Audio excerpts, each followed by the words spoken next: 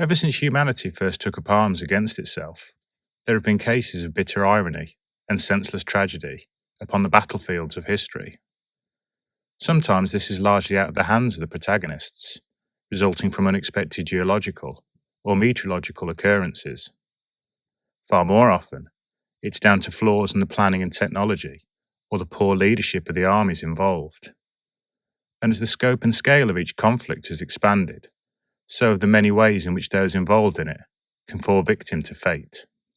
In this episode, we'll be examining one particular aspect of World War II, that being that no matter how well advanced or well armed an aircraft might be, the circumstances of war mean that it's still possible to land in very much the wrong location. Ahead of the planned invasion of Poland, the German military worked tirelessly to perfect their new blitzkrieg tactics. Part of this involved the use of high-speed dive bombers to disrupt and decimate enemy lines before a subsequent armoured or infantry attack. The Ju-87 Stuka had performed well when used in the Spanish Civil War, but had since been upgraded to a new model with an improved engine.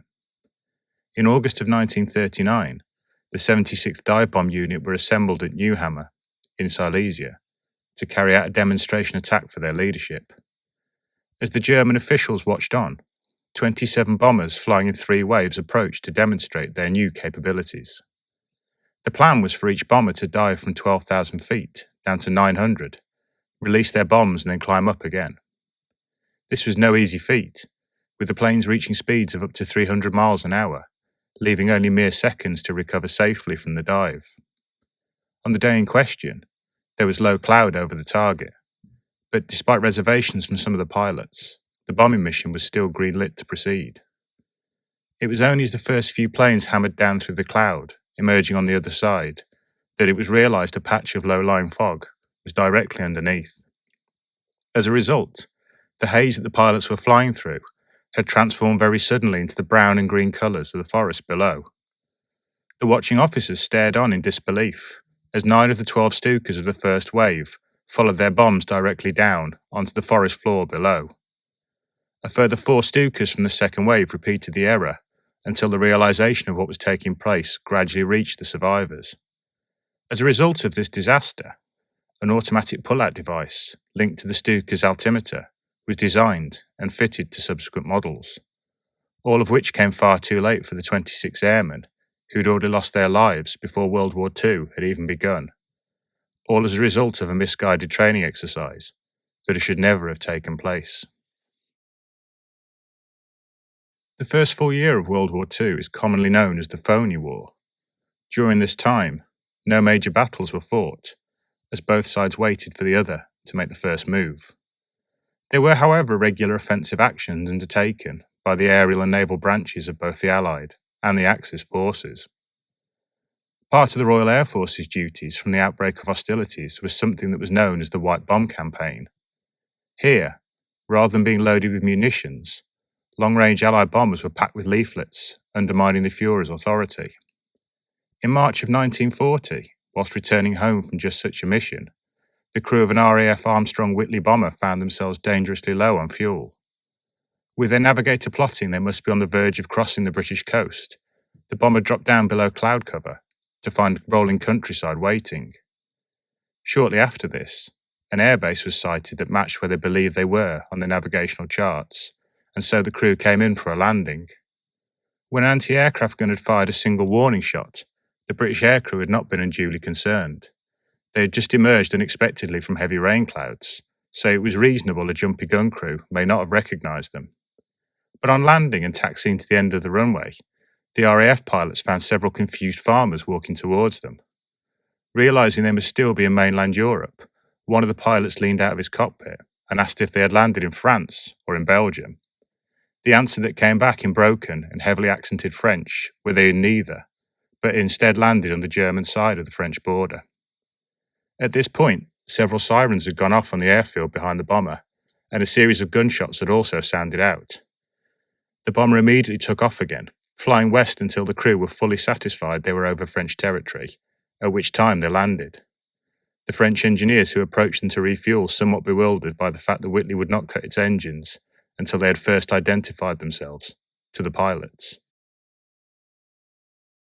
The German forces that took over control of the English Channel Islands in June of 1940 faced no resistance from the British Army.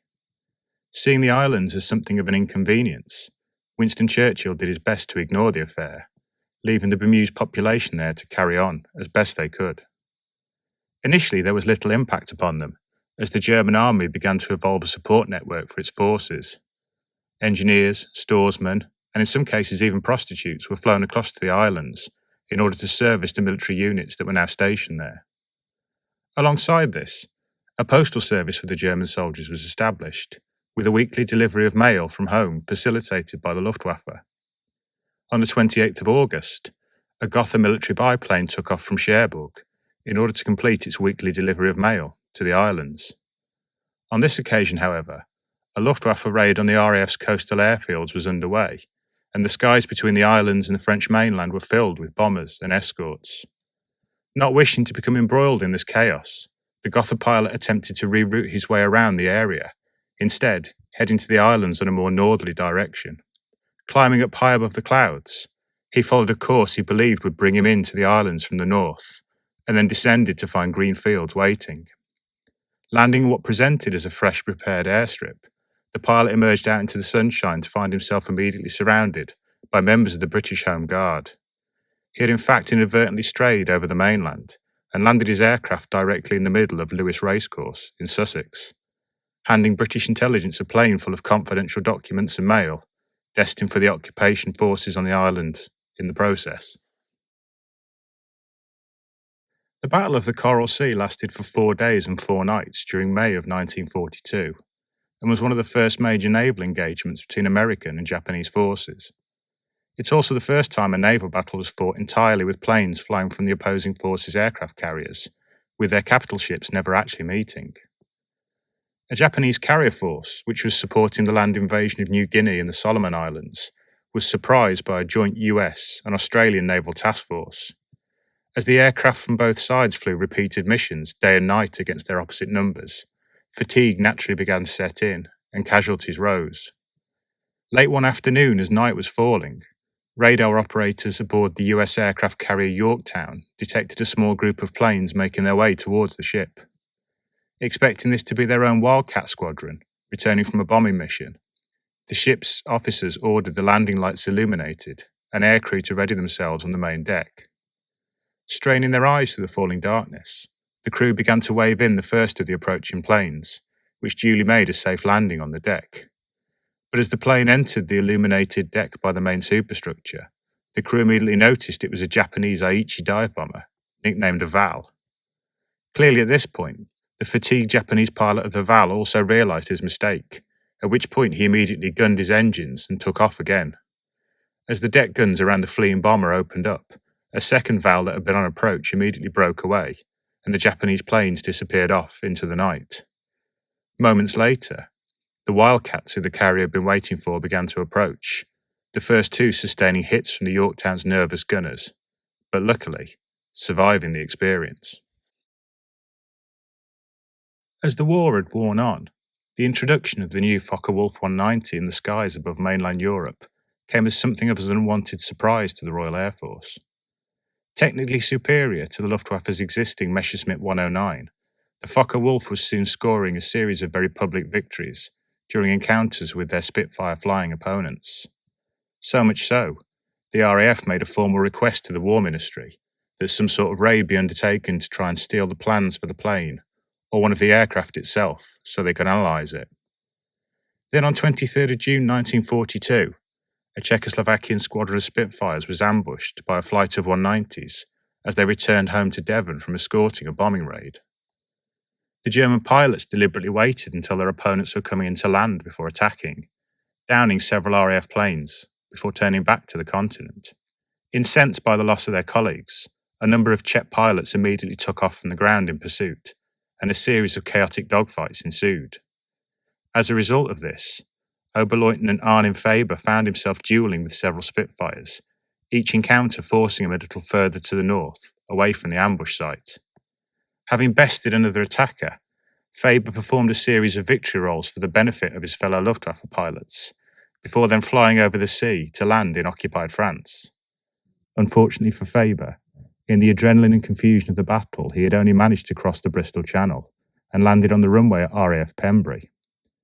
To his amazement, having landed before realising his mistake, he watched on as a Welsh fuel tender arrived to fuel his plane, the operator commentating that this was the first time a Norwegian plane and pilot had landed at the airfield.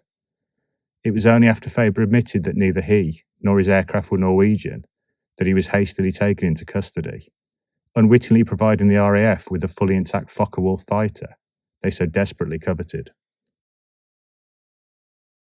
Between the outbreak of World War II and the arrival of US Air Force resources in mainland Britain, the only American pilots operating there were those of the famed Eagle squadrons. These 3 squadrons were crewed using American pilots who had enlisted in the RAF, rather than waiting for their own country to join the conflict. The third and final of these squadrons was formed in July of 1941 and designated as the RAF's 133 Squadron. Initially equipped with Hurricanes, it was then retrained to fly Spitfires and complete bomber escort missions across occupied Europe. On 26 September 1942, the squadron was tasked along with 2 others to escort a bombing mission against an airfield in Brittany. Unfortunately, due to extreme weather that day, the mission was aborted en route and the 3 escorting squadrons all became separated. Devoid of visual landmarks and having expanded excess fuel to fight strong tailwinds, the flight's commander ordered 133 Squadron to descend below the cloud cover in an effort to land. Finding themselves over rolling green fields, the pilot spotted a large town not far away and then vectored towards it in order to clarify their exact location. Unfortunately for them, this was not the Devonshire coastline as they had hoped, with the prevailing winds having in fact driven them towards the occupied port of Brest. The flight was immediately decimated by the heavy anti-aircraft fire around the port, which resulted in heavy losses. Of the 12 Spitfires that had taken off early that day, 11 were lost over French territory, with 10 of the pilots either killed or captured.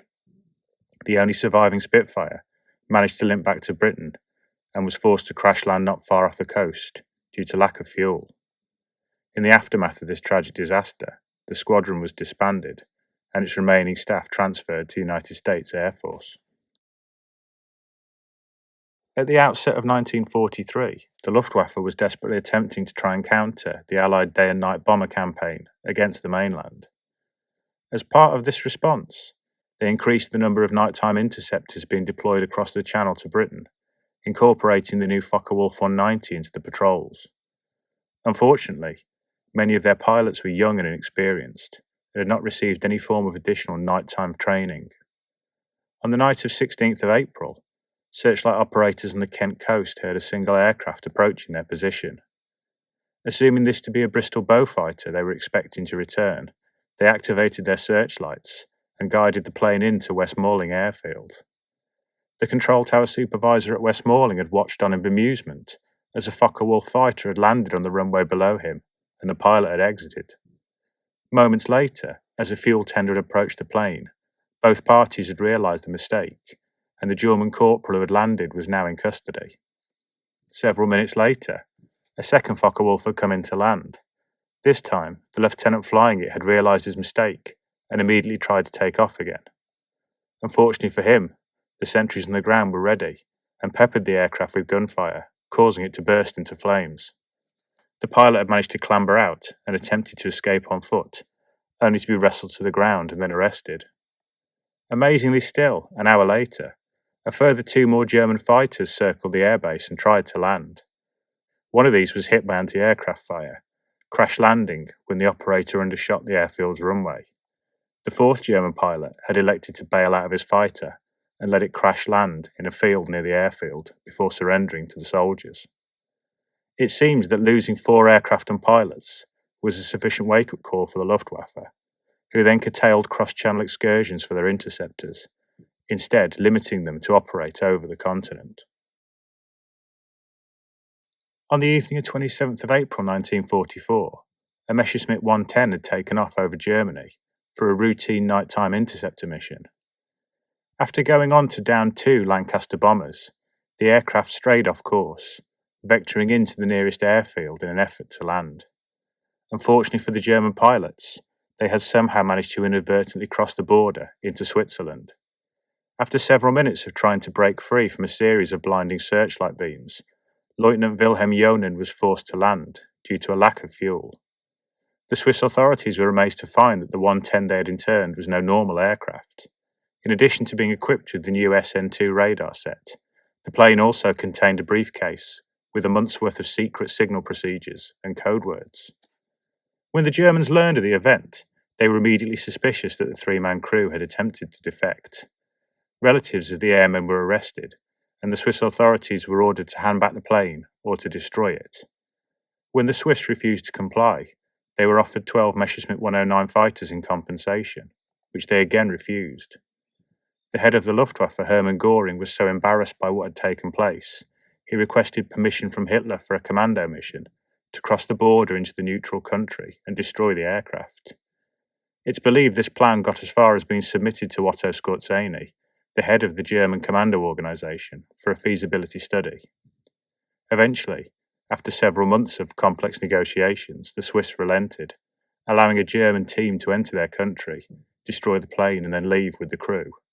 In doing so, avoiding a much wider diplomatic incident and saving the lives of the three airmen's families in the process.